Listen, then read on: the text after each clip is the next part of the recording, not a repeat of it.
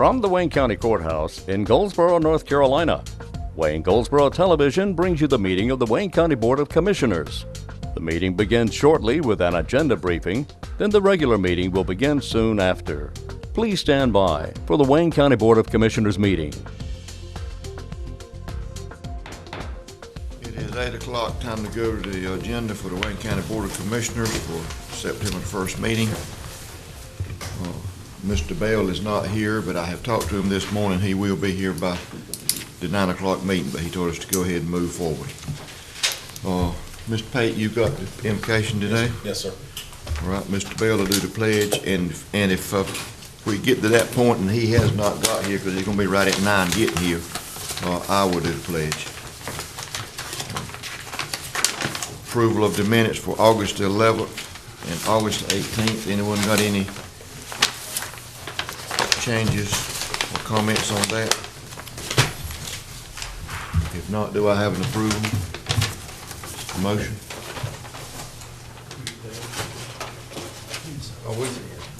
Okay, wait a minute. We just want everything. You're an hour early. Hey, well, You ready to get this thing over? one of my next tables gonna be, we need to be out of here for 10:30, so I was doing my part.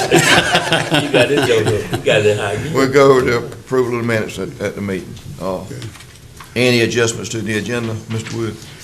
Yes, sir. I've got two things. One is Marcia just handed out to you. This is a recommendation to you from Pam and I. As y'all know, we had agreed to purchase the portable and mobile radios from Harris. Y'all recall that, where we're getting a 50% discount on that.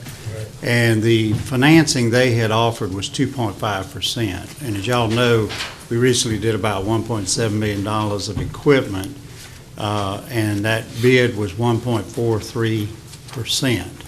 So what we're recommending is that instead of going with that 2.5% financing, is that you go with this same firm, which was the Whitney Bank, which we had just bid out and you awarded 2 weeks ago.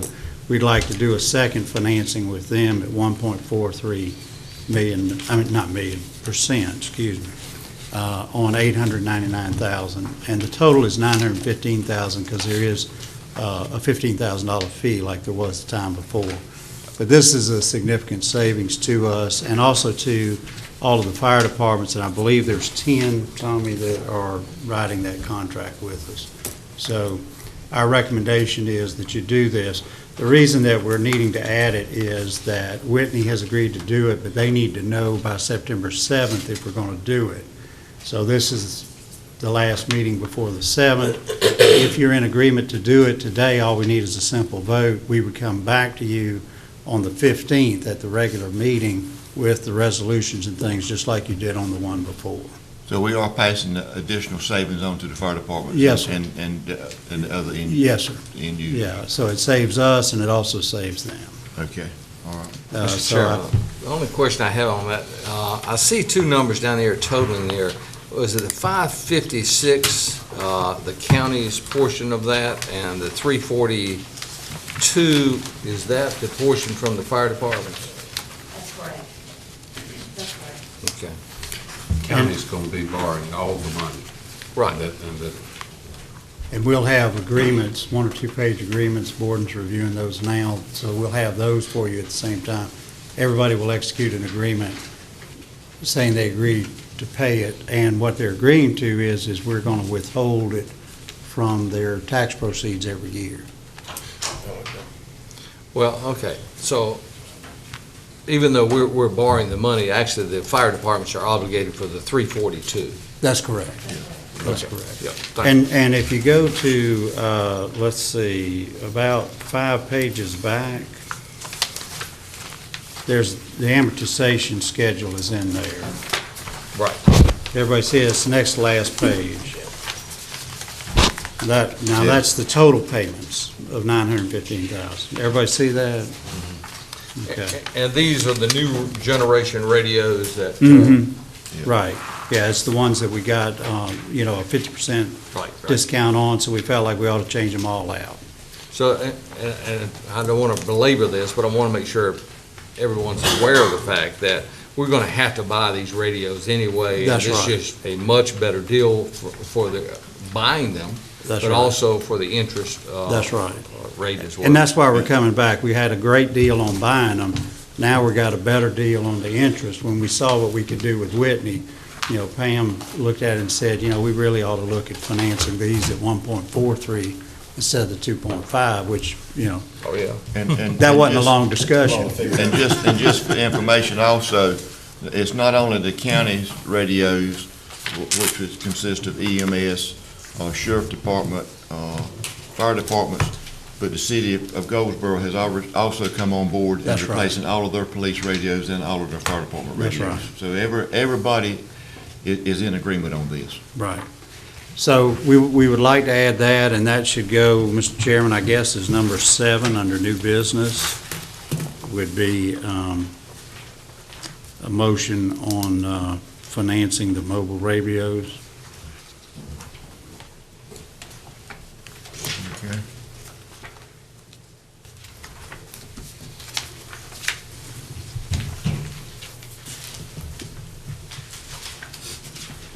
And then I have one other item. When we did the budget, we put in for 2.5% stipends for members of the SWAT team. And I wanted to make sure y'all understand that. Our SWAT team is made up from people from different areas of the sheriff's department, and this is something they do above and beyond their normal duties. So these are extra duties they do. Most SWAT teams, most cities and counties provide them with a stipend for this additional training because they have to go through fairly extensive training. As you know, we also use them when we have very serious situations where we're serving warrants and that sort of thing to high-risk people and that sort of thing. So what I had recommended in the budget was 2.5%. The money's already in there. The reason I'm coming back to you is that I realized in writing it up in the sheriff's department, I had not put that in there. I didn't make you aware that I was recommending that. So while the money's in the budget and we're ready to do it, I didn't want to do it without coming back to you and making you aware of it. And so would like for y'all to vote on that so that everybody's comfortable that we're doing that. As y'all know, we talked about, and we're still working on that as far as having certain certifications and things where people would get additional pay. This is one of those. It's not a certification, but it is a added job responsibility, and they should be compensated for that. Okay? Is that number 8? Pardon me? That's Oh, right. yes, that would be number 8. And again, it's no additional cost, it's in the budget. I just failed to put a note in the budget under expenditures that I had done that.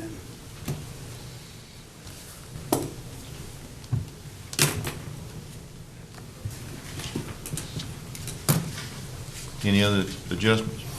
No, sir, that's it. And I guess it goes without saying, but I just want to clarify that is, somebody gets this while they're on the team. If they leave, that stops, and it goes back down to their regular pay.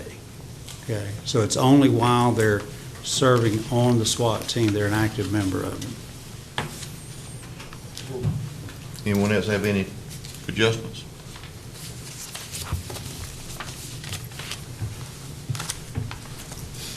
Special recognition, we do have, one today? Yes, sir.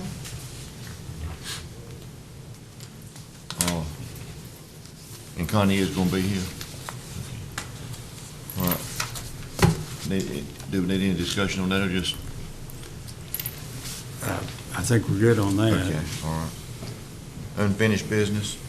Unfinished business, this is a motion to approve auction of lots 22B and 22C in Park East for 2-year farmland lease. We discussed these at the last meeting, and I had suggested at that point that you not lease these out because these are the 2 lots that were, the WCDA is trying to market as commercial lots. As you know, we have a number of automobile dealerships that are moving out that way. This property is directly adjacent to them. But the more we talked about it, the more we felt like we ought to go ahead and lease them. But you can have a provision in there that if somebody plants their crop and it's not, and we were able to sell the property, then we would reimburse them for their expenses and the value of the crop. Because we don't know how long it's going to take to market this property. We may be sitting there for a couple of years and have not gotten the income off of it. And also to have the extra expense of keeping it clean. That's right. That's Keeping right. it So the loaded. more we talked about it, Wayne and Tommy and I discussed, and we felt like we ought to revisit that and bring that back to you. So if you recall, you approved us going to a farm lease on the rest of the property out there. So this would be, I think, combined about 29 acres that we would be doing. And I've given you the map in here that shows these two lots. Okay. Any questions on that? Let me try to find that map. It's on 98. page 55 55? in your packet. Thank you.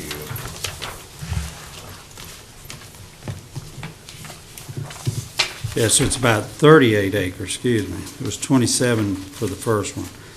Can't do a lot with that. We call it the boomerang lot because it kind of looks like a boomerang. I don't know how else you'd describe that. But we talked about putting those together. So it's the 27.47 acres and the 10.86. That's correct. The others you've already approved us to go to auction with. We want to come back to you on this because we want to hold that auction sometime in October, I believe is the right time, isn't it? And when we're talking about that, so the rest of this property would be the 19.96 acres, the 21.26, and the 96.91. Are those actually leased out for crops? They will be. They will be. Yeah, Yeah. they're the ones that we recouped a year's worth now. And again, if y'all recall, we're going with 2 years instead of 3 this one time, so that then they all match up on 3 years as they come due. The other thing, just to refresh your memory, is we were going to treat all of this as one tract. That way, the guy comes in with his farm equipment, one location, instead of splitting it up. Any other questions? Is everybody good with that? Okay. Consent agenda? Mr. Wood? Okay, we've got some disabled veteran property tax exclusions. That's on pages 56 through 73. I think all of those are in order. Applications for elderly or disabled, we also looked at those, and they appear to be in order. Okay. One of these, and I will be honest, I have not Okay, looked them up and read the whole thing, but I understand that one of them might be asking for more than 1 year. Yeah, there was one in there. Can we go back? I mean, we probably, you can. but that'll be up to the pleasure of the board now. I just wanted Yeah. to bring that to y'all's attention. Which one is that? I can go back through and read it.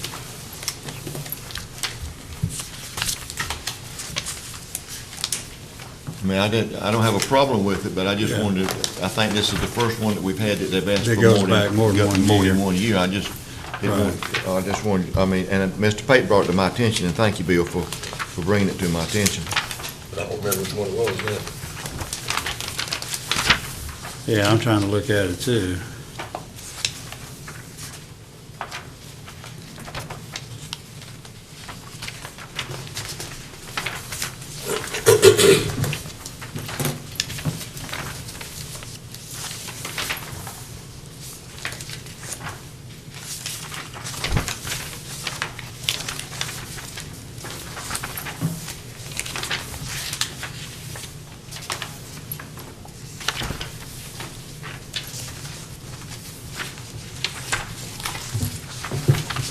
I think it's one of the safety advances, I recall. What page? Yes, James Lee Sutton, What page number is that?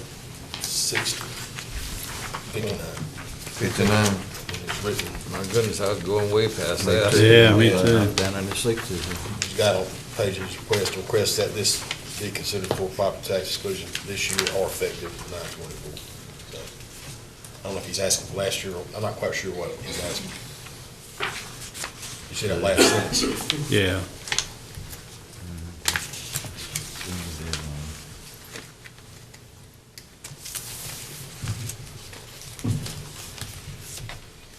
Yeah, I think he's asking for both because That's the way I read it. I didn't pick up on that the first time, but I think he is asking for both because he got his certification on by then.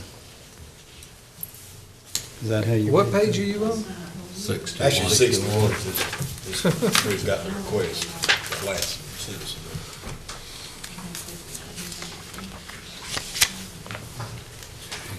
But Alan's just recommended the 2015. Yeah.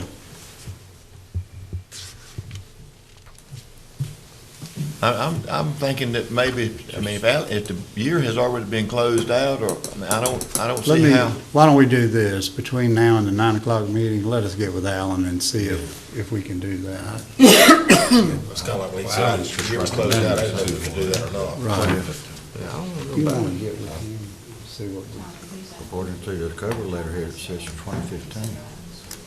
Recommended. Okay, well, let Tommy check with Alan and we'll take care of that. After those, item number 4 is the fire service funding agreements for the fire departments. This is just, these are the same agreements we did last year. As you know, we put a lot of work into amending the agreements last year, so these are just the same agreements, changing the dates. And I believe all of them are in, Pam, is that right? Yeah. So I we're just, I wanted to comment on that too. I mean, you know, we've always had stragglers. This year, every one of them is in. They're all in. So I think it speaks highly for, I think they've got the message that, you know, the paperwork's got to be done. Right. Number 5 is establish a public hearing to receive public comments on a request to amend the Wayne County zoning map to rezone and zone parcels along U.S. Highway 70 West. Chip will be here to talk about that. Are you here now, Chip? Okay.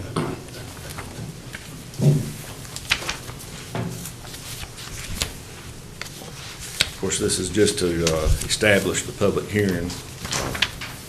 What we have is a request from a property owner out on 70 West to initialize zoning on their property. In the process, in order to do that, we had to extend zoning out to that property. And while we were at it, the planning board wanted to rezone some of the existing uses around the south side of the interchange of the new 70 bypass. So you basically have 5 areas, if you're looking at your map, areas A, B, C, D, and E. And A is rezoning 27.29 acres from outer horizontal to community shopping. Area B is extending an existing zoning area adjacent to Westbrook Avenue to include 62.22 acres. This is be proposed for community shopping. Rezone approximately 89.61 acres on the east side of 581. Area C, this property currently being marketed to community shopping from OH.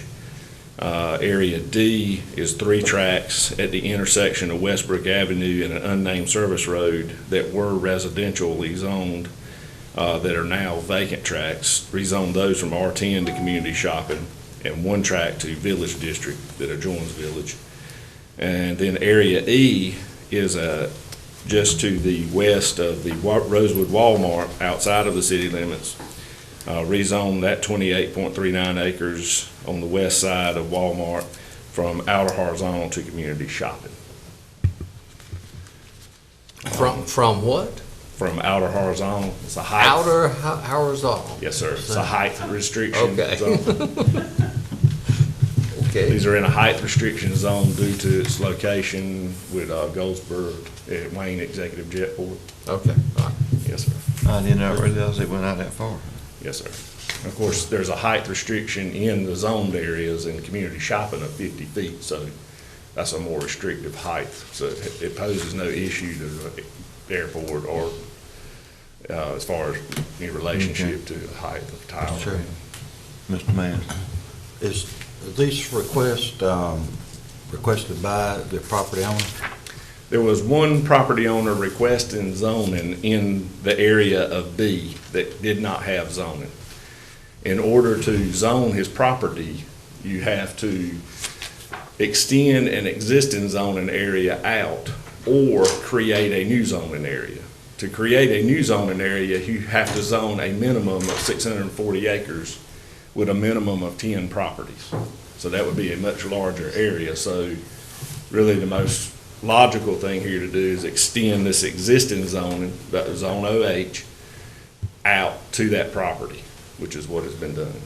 So are the other property owners aware of this? They will be aware, once you set a public hearing, Uh-huh. notices will be mailed, first-class mail, some signs will be posted, and advertisement will run in the newspaper twice. Okay, thank you. Basically, what we're doing today, though, is just setting a public Setting hearing. a public hearing. We're not making any decision on whether we're gonna rezone anything, it's just a public hearing today. That is correct. Any other questions for Chip? Well, Chip, if I'm understanding, it currently is zoned on this, what'd you call that zoning again? OH, OH, correct. okay. And we're just rezoning. So the public hearing would be for a rezone? Set for Area B is new zoning area. Okay, That's area located along the new service road that was developed in conjunction with the new 70 bypass, NC 44. okay. That's open. So that area is turning community shopping in nature. Sure, sure. Any other questions? If not, move on to the next item, Mr. Wood. Okay. The next thing is budget amendments. Pam, if you'll go over those. There's not any, there's some big numbers on the budget amendment, but most of it is accounting. Unless you've got questions, I'll hit the two bigger ones.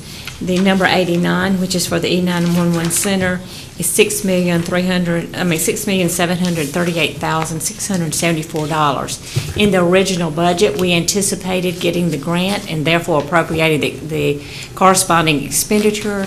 We did not get the grant, so we are reversing the revenue and the expenditure from the original budget. So that's just decreasing the anticipation of the grant that was in the original budget. The next one, number 90, is $1,071,428. That is changing the accounting process. That is where we have to make the payments on the qualified school construction bonds annually, and that's the principal payment. We do not actually make a principal payment. We put it into a sinking fund, which is another cash account in Wayne County's name that will be paid out like a balloon payment at the end of the 15 years. And what we're doing is taking it from an expenditure line in the general fund, transferring it to a fund. We created a fund last year that just holds the sinking fund amount so that it would be reserved in a different fund. So it's just accounting that does not affect the budget at all. And those are the two big ones. Any questions? Oh, you know I have. That was about as clear as mud. I know. On these, what'd y'all call these, Q-scabs or whatever? Yes, sir. Okay. On those, that was a program through the federal government. Yes, sir. And it was back in, what, 10, 11, 12? 12 probably. 12. Where improvements were made at some schools, Yes, sir. And and what it was at happened? zero interest. Well, it had an interest rate, but what the qualified school construction bonds does is the federal government reimburses you for the interest. Okay. So each, we pay the interest semi-annually, and I turn in a form to the government three months before the actual payment is due, and they return the interest. It was at 100%, it's around 91% right now. So we're getting, and they, from what I understand, they're not gonna cut it any more than that. And so we get just about all the interest back. We do also, the lottery funds pays for the principal of the $1,071,000. Did I understand you to say that the federal government said if you go build these projects, we'll reimburse you 100% of the interest, but they changed that after we went and did that? Well, And what is typical government. Yeah, and when we were actually doing this, Davenport actually, told us that they can change this, so be prepared.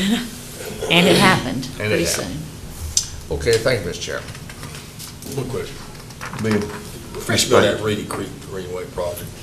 The Reedy Creek Greenway project is the walking trails that are kind of behind Wayne Memorial and the Wayne Community College, and we are just a pass-through on that grant. So what happens is the city is managing that grant, and we had, if I'm not mistaken, they couldn't apply for another one, so we applied for them, and so the funds just run through our books. So the grant and the project is not complete, so we had to reappropriate the funds. Okay, It started out at I thought that's what it was, $200,000. but I wanted to be sure. Thank you. And Mr. Chairman, I had a question on page 100 on number 81. Yes, sir. It says that there was evidently a $20,000 savings on the excavator, and they were going to use those funds now to buy a pickup truck or trucks. It says trucks. I want to know how you can buy two Well, or they're more used. trucks for 20 grand. They're used. No, I'm sorry, this is to add to it. Isn't this the one where we had 150s? We had 150s in the original budget, and they weren't, And they were supposed to be 250s 250s. because of what they need to pull with them. But when we did the budget, we had set numbers for the various vehicles that Noel had established, and she put in 150s instead of 250s. Okay. on this. So basically, we made an error, and we didn't catch it. Well, I just, the way it looked to me was that there were some savings, and since we got some savings, let's upgrade my pickup trucks. No, it That's was- not what happened. No, it was an error. Okay. Thank you. any other discussion on the budget amendments in the consent agenda? Just one quick clarification. On the E911, you said we're moving those funds back to, because we didn't get the grant, we're moving them back to No, their what re- happens is when we do a budget amendment for a grant, we increase the revenue anticipating the grant, and we increase the expenditure to be able to spend the grant funds. We didn't get the grant, so we're decreasing the revenue because we're not going to get the revenue in, and we're decreasing the expenditure. So in a sense, The revenue would have been at $6 million. the revenue didn't and get. the expenditure All of right. 6.7. We have not spent $6 million. No, Let's make okay, that okay. clear. We've Well, I spent wanna make- none.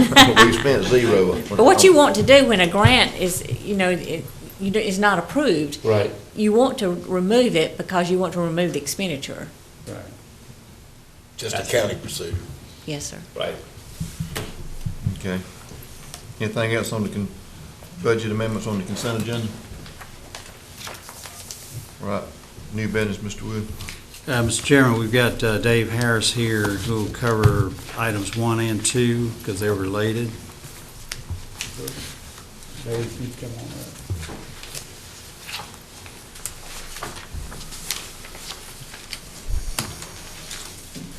Morning. This is the last house in the scattered site project.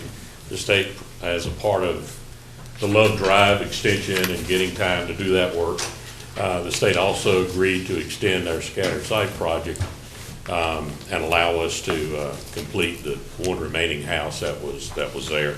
So we received bids for demolishing the existing structure and replacing it with a modular home. And you have the memo in front of you, recommendations to the low bidders. Any questions?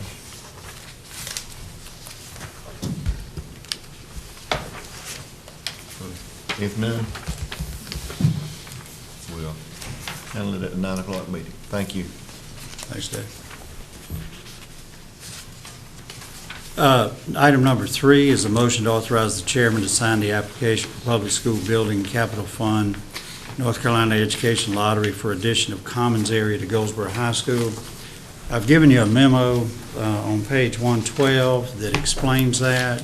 This goes back to April when the Board of Education brought in a bid. The lowest bid was $2,025,886, and the architect's original estimate had been for $1,370,463. So with that larger discrepancy, the BOE had cut some alternatives out of the project that reduced the cost to $1,823,071, but that was still $452,000 higher than the architect's estimated cost. And because of that, you tabled that and asked them to rebid that. And if y'all recall, we thought that the bids were high because they had put a very restrictive time period on there because they were trying to get the project done before school opened in August.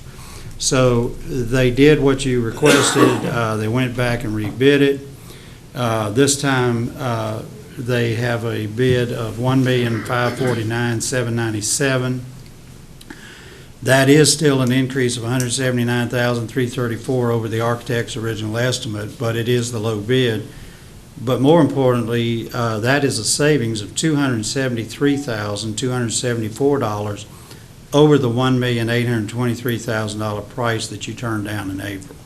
So by turning that down and asking them to rebid it, we saved over $250,000 on that.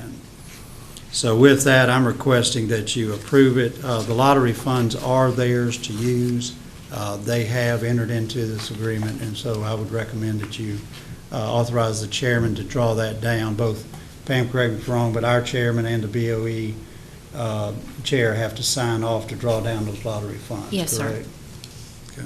Okay. This is approving the project so that the state will approve the project and let us draw down the funds. Mr. Chair. Mr. Kamara. Mr. Wood, in your discussion with the Board of Education, could you tell whether or not that the reduction in the amount that it's going to cost was because the alternatives were cut out, or we actually got a better price based upon the project itself? Well, my understanding is we got a better price. Now, whether they cut additional things, I'm not 100% Well, let's say sure on that. the BOE has cut some alternatives out of the project. Well, And- they did that. That was back in April. In other words, the original bid, Ed, was $2,025,000. But when they came to you, they had cut out about $202,000, and that got it down to the $1,823,000. But that was still considerably higher than the architect's estimate, and that's why you turned it down and asked them to rebid. I think the biggest savings was when they went back and took the time restriction out. Right. I mean, Right. because with the restriction that the contractor would have been under, I mean, that was gonna be probably 10-hour days, 7 days a week, and I think that was probably the biggest savings, Right. was taking that restriction out. Right. It's the same contractor, isn't it? I don't know if it's the No same matter what, contractor or not. I believe it is. See, Mr. Chairman, and that's my question, and that is, when they rebid it, did they go back to the original project? Or did they go with the project with the elimination of those alternatives? Well, they didn't put those alternatives back in because they had already cut those out. Okay, so, So, but remember, that only got it to 1.8. oh, yeah. You've got it down another 273,000 now, but I think it's what the chairman said is, you had a more realistic time frame to get the work done. I think Mr. Darrell and I were sort of hunting the same rabbit, I believe. You know, you might have been getting a Cadillac before, but somebody reduced it to a Volkswagen and then rebid it, makes it look like you got something that you didn't. That would be my concern. I don't think it's a Volkswagen. No. That's a broad. I remember the contractor was from out of Carter County, and these people are too, so I think it's the same contractor. Okay. You can probably park a Cadillac under it. Okay. Item number 4 is a motion to release Wayne County's prorated share of property taxes on Mount Olive Industrial Park Shell Building purchased by Mount Olive Pickle Company, Inc. As y'all know, when you sell property, you prorate the taxes, and in this case, Mount Olive Pickle has paid their prorated share, but we would have to pay taxes. This is a rare instance where we would have to pay taxes on it. What we're saying is we don't have to pay taxes, so we're asking you to waive that. Otherwise, we'd be writing a check on the general fund to the county, back to the county of Wayne to put back in the general fund for the same taxes. So it's a meaningless exercise. So we're just saying we're recommending you waive the taxes on it. Yeah, you had confused me when I read that, and I said, why are we paying ourselves? And it didn't make any sense. It's an accounting Yeah, I issue. got procedure. Really, because you owned it at the first of the year, it was tax exempt, as were tax exempt.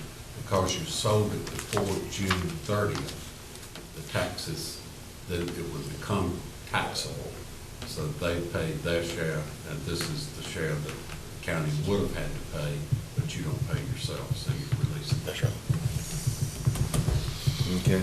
If it had been sold after July 1, it wouldn't be any taxes paid to the county. Okay, so that's that one. Then we have a motion to approve additional staffing for the Wayne County Sheriff's Office. And the sheriff will be here to discuss that with you at 9 o'clock. But essentially, as I gave you the memo, Wayne and I had met with him.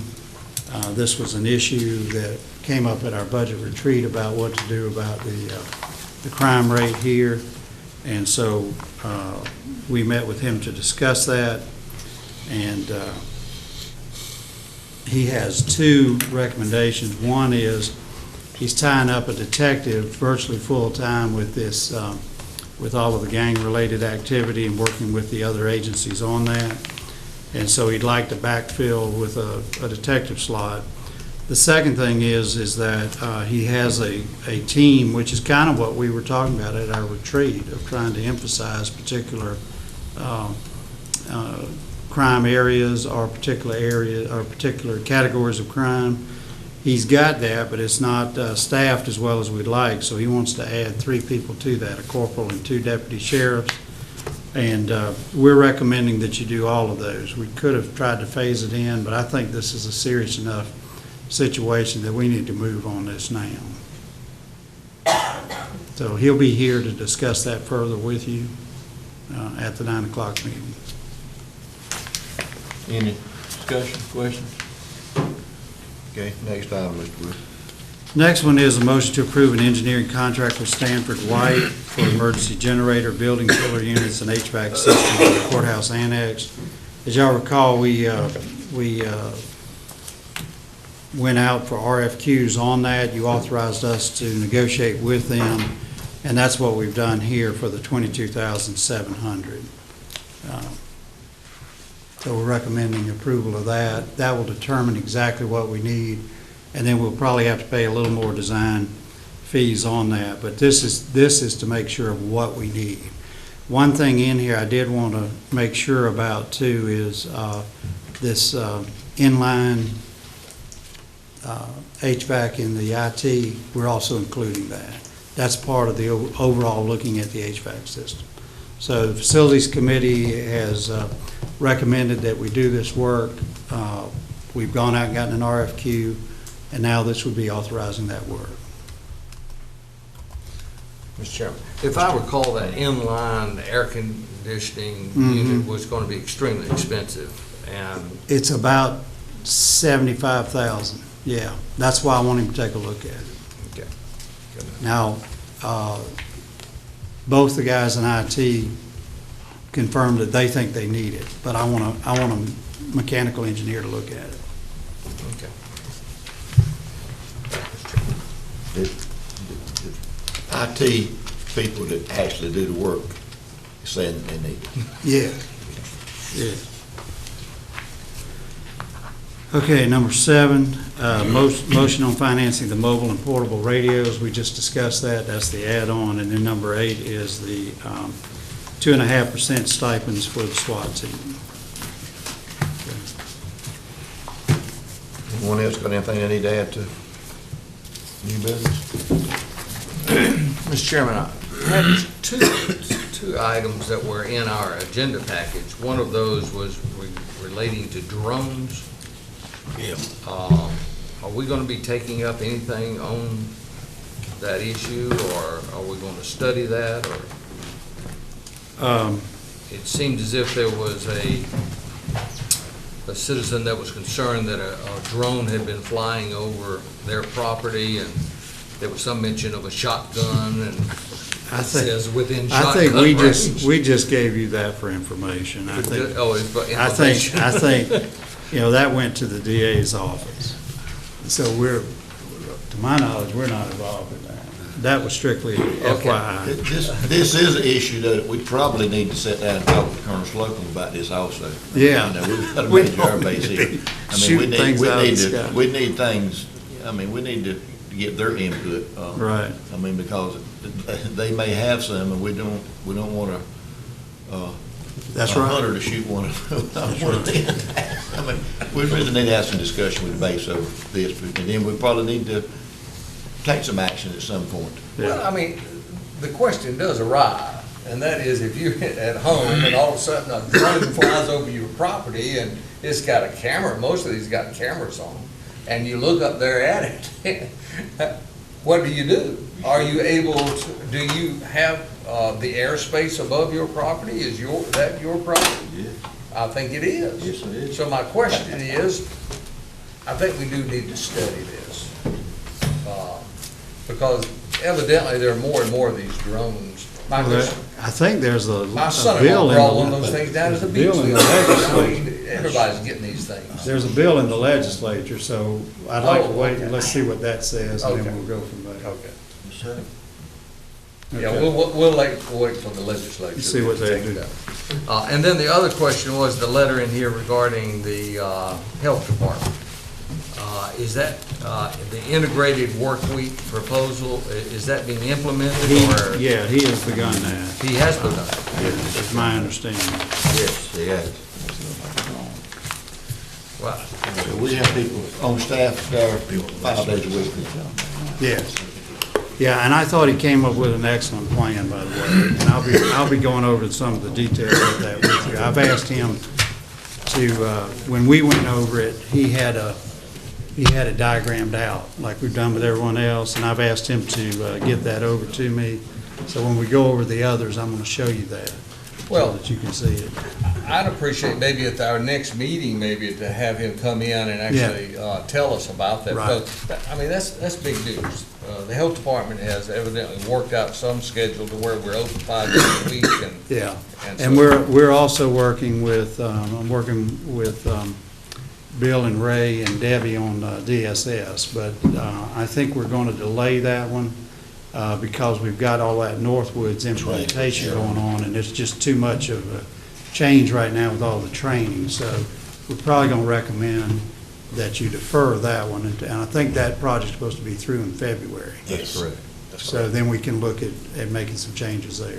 But the health department, Davin's model can be used as a model for some of the other departments to look at and manipulate it and do whatever they need to do to get it to work.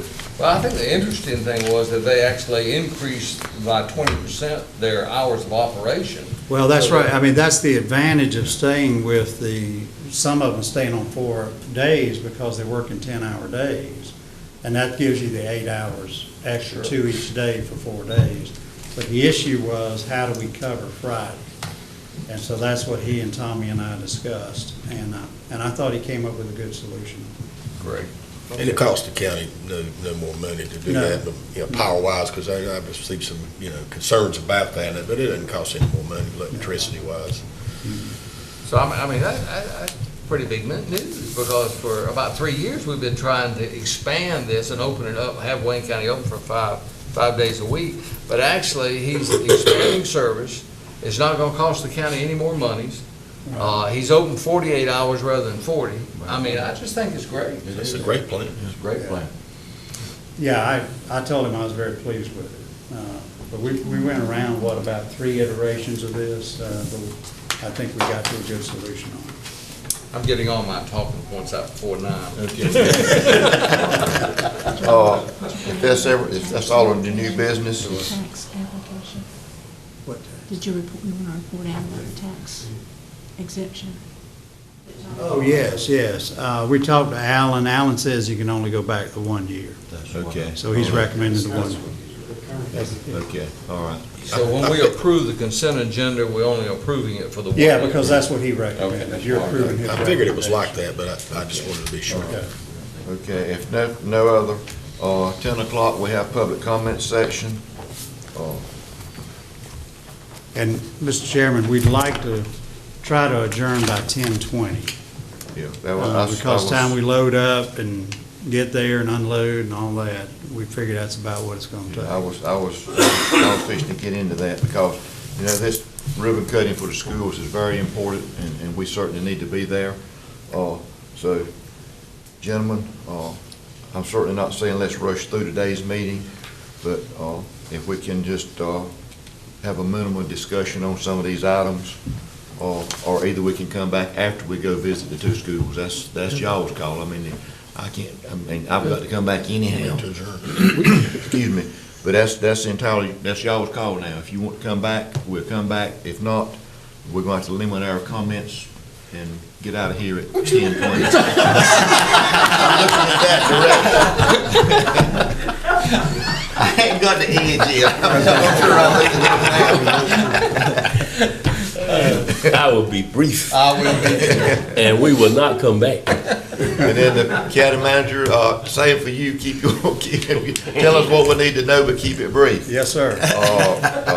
Commissioners, on your committee reports and comments, we'll take care of them at the next meeting. That's what I was after. We can do that. I got a whole page. That took an hour off the meeting right there. We do not need a closed session today. You be reading all day. All right, let's take about a 12, 13-minute break, and let's be back in, and let's start on time at 9 o'clock now.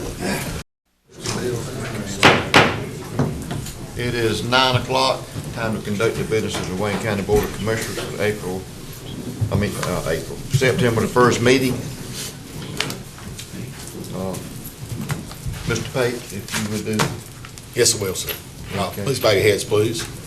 Dear Heavenly Father, thank you for another day. Please bless us as we gather for this meeting. Guide our minds and hearts so that we will work for the good of our county, our state, and our nation. May we be generous in our outlook, courageous in the face of difficulty, and wise in our decisions. In Christ's name we pray. Amen. Do we stand and face the flag? Pledge allegiance To the flag of the United States of America and to the republic for which it stands, one nation, under God, indivisible, with liberty and justice for all. Thank you, Mr. Hill. We'd like to remind everyone, if you do have a cell phone or a pager or any kind of electronic device, if you would please put them on the silent mode or either cut them off.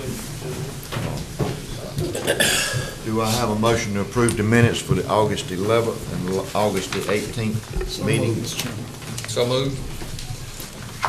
Have a motion on the floor that we approve the minutes of August the 11th and August the 18th. Any discussion? No discussions. All in favor show sign of right hand. Motion carries.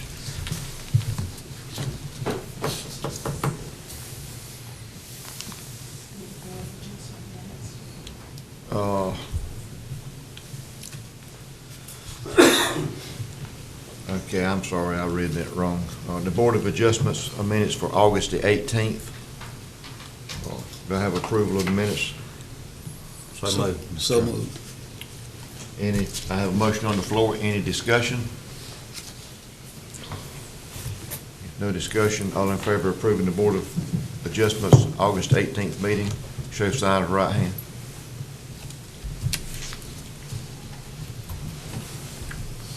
Mr. Woods, any adjustments to the agenda?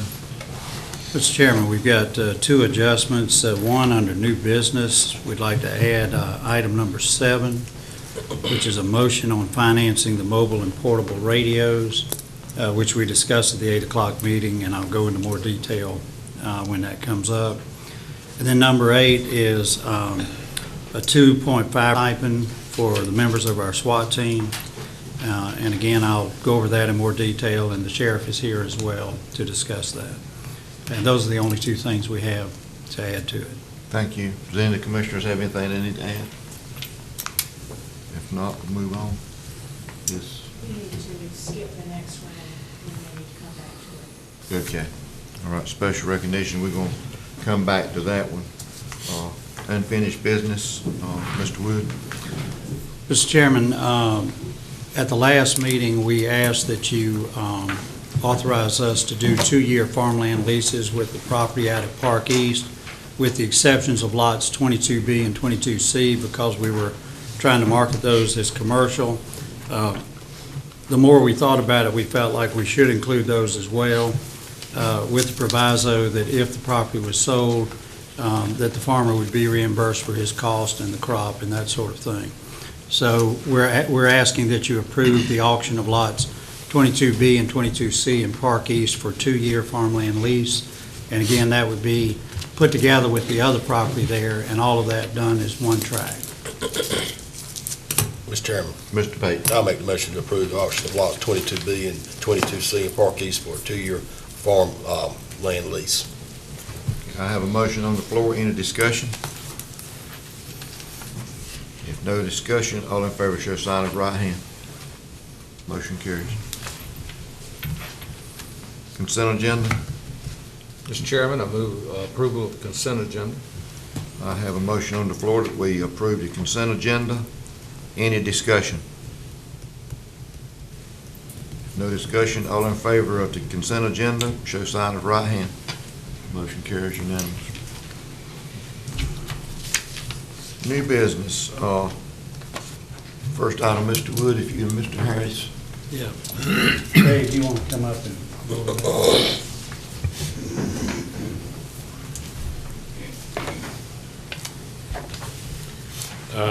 This next item on the agenda is the approval of the award of bids for demolition of a home and a replacement home under the county's 2000 community average bid opening. Bid with you the award of work for Ms. Henrietta Jones's house be made to low bidder Rick BOC Construction, and we also recommend that the award of the housing replacement bid go to Atlantic Housing for Ms. Henrietta Jones's replacement home for their low bid. What's the pleasure of the board? Mr. Chairman, Mr. Doherty. I move adopt approval of the bid of the demolition and also the award the bid for the installation of the modular home. I have a motion on the floor. Any discussion? No discussion. All in favor show sign of right hand. Motion carries unanimous. Item number 2, Mr. Wood. The next one, Dave has a motion to award bid for installation. Huh? Oh, you did both of them? Excuse me, I'm sorry. I'll wake up in a minute. Based on the chairman's suggestion. Okay. Number 3, motion to authorize chairman to sign application for public school building capital fund for the North Carolina Education Lottery for the Commons area to Goldsboro High School. Mr. Chairman, as I stated in the memo to you, this originally came to you back in April, and at that point, the low bid was $2,025,886. The school board had cut out about $202,000, so the reduced cost was $1,823,000. But the architect's original estimate was $1,370,000, so that was still $452,000 more than the architect's estimated cost. So you rejected that and asked them to rebid it. We felt like that the bid was excessive due to the short time frame for construction because they were wanting to get it finished by August. When they rebid it with a more reasonable time frame, the project came in at $1,549,797. So that's a savings of $273,274 over the $1,823,000 that you turned down in April.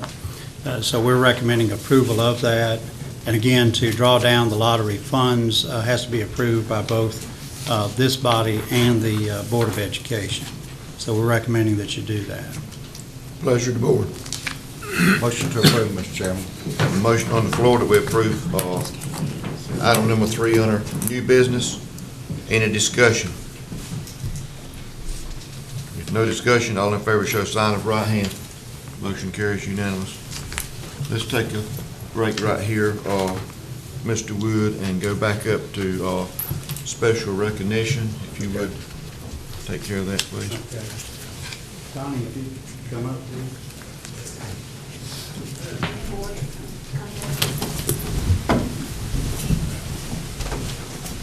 Connie,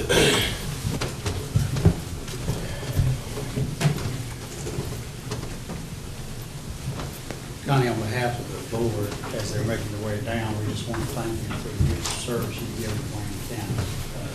You've been a tremendous asset to us, and you've always cared greatly about Wayne County and how we could improve it. I wanted to read this plaque to you. It's presented to Connie Price, Planning Director, in appreciation of dedicated service as a county employee of Wayne, North Carolina. Connie, thank you so much. Thank you so much. Thank you.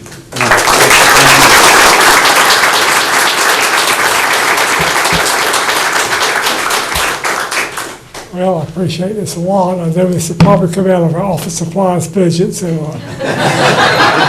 we'll probably get an invoice for it pretty soon. I appreciate the plaque, really. It means a lot to me. I guess all of you, maybe Mr. Bell might have been on the board when I started here, but the rest of you have come on while I was working, and it means a lot to work with different commissioners who have different ideas. I think we have come a long way in the past 25 years with things we've done at the planning department, with the flood ordinance, with the subdivision improvements and mobile home park improvements, things that we've changed, I think, to help make life better for people in Wayne County. One thing we try to do, or I try to do for people we come in, and maybe their project didn't quite fit what have been set out as goals for Wayne County, is to try to find a way to reach their goal, to fulfill their dream of what they want to do. Not let what the county had adopted block their dream.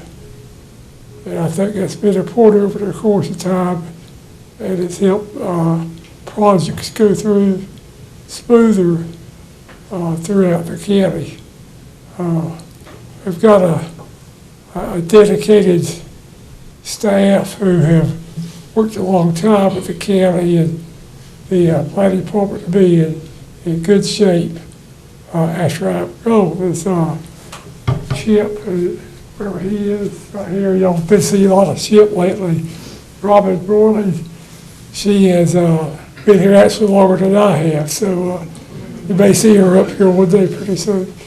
Joe Allen, he was here when I started as a enforcement officer and to the office up there.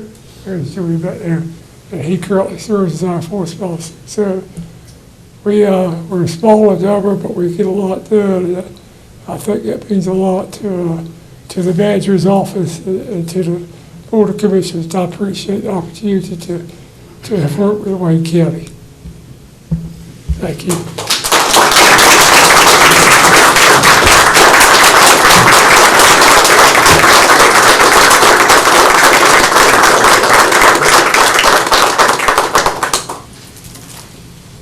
This is not planned, but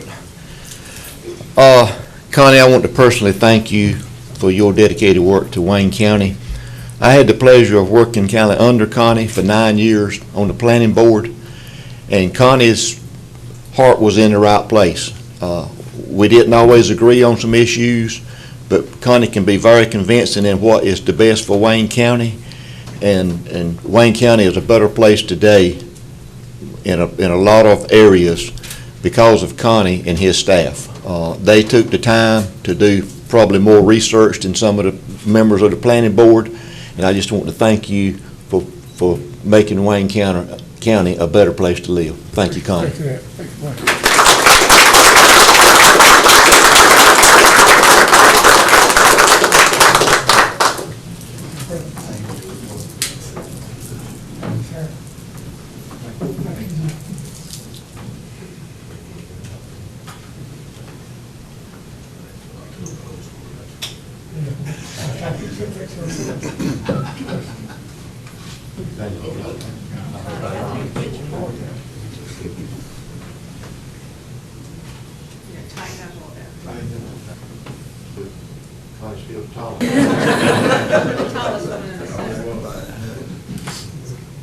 Before Connie leaves, I would like to make one comment. years and years, I saw Connie's name in the newspaper. Yes, about planning in the newspaper, and I saw Connie Price's name. And I think maybe the first time I met him was in Mount Olive one day to see him in person and know who Connie Price was. But I heard he, and then I think I'm in my second term or whatever, having the pleasure of working with Connie in the office. And like he said, he has an excellent group of people that's working and running that office. So we're in good hands. Thank you, Connie, for all you've done, and thank you for all the little pieces of information you've shared with me over time. Thank you, sir. Connie, your staff would like to have a picture with you up here.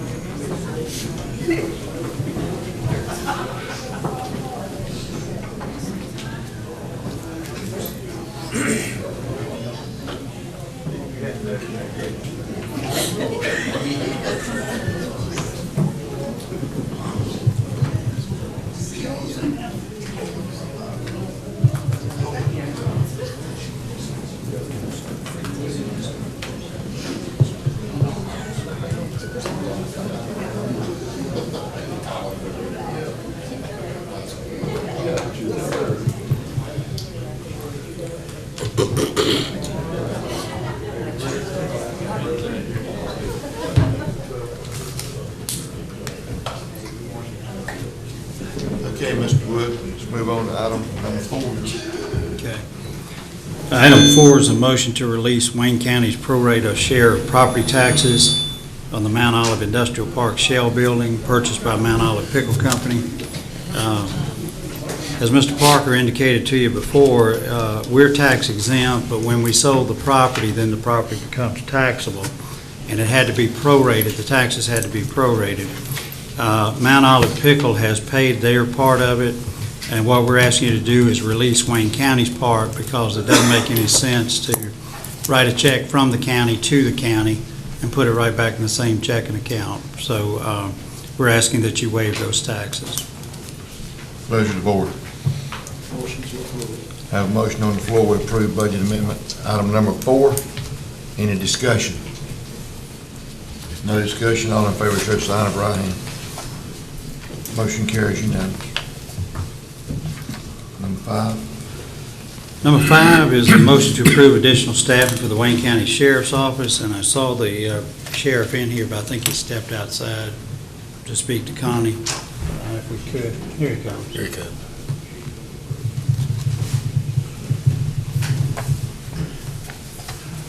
As I said in the memo, which I've given you on page 131, at our recent BOC retreat, you had a lengthy discussion about the level of criminal activity and how we might address that.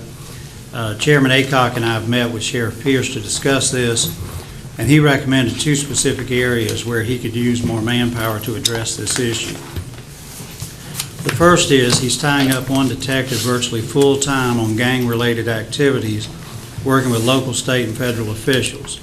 He needs 1 additional detective to handle the existing workload this detective used to handle. The second is he uses a unit on especially critical issues, but it has limited manpower. He would like to add a second shift of 3 personnel to this unit. It could address the breaking and entering problem we're experiencing as well as other specific issues. He would like to employ 1 corporal and 2 deputy sheriffs on this shift. I'm recommending that you consider 2 options to get this manpower in place. The first is you could go ahead with the detective this year and then defer the other 3 positions until next fiscal year. And the agreement we've worked out with the sheriff is that we will pay for the salaries, benefits, and equipping the officers. He would use his discretionary funds to pay for the vehicles. The second option is you could fund all 4 officers this fiscal year, creating some fund balance if necessary to do so. The sheriff typically underspends his personnel line items for the full year sufficiently to offset this added cost, as he has a large department with some employee turnover during the year. And of course, this frees up some of his personnel funds. In the finance directors, in my opinion, we would not need to appropriate additional fund balance because of this. However, if necessary in the spring, we could do a budget amendment to appropriate any fund balance necessary to cover any shortage. But again, we think he'll underspend his personnel line items to cover this. Given the minimal financial impact and the need for this manpower, I'm recommending that you select option number 2 above, which is to go ahead and employ all 4 people in this fiscal year.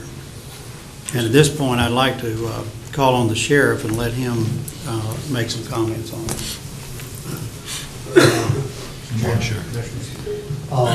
As you well know, we're facing a problem nationwide with our crime problems. Wayne County is not exempt. And as the county manager has mentioned, I'd like to put 3 more of our specialized team members out.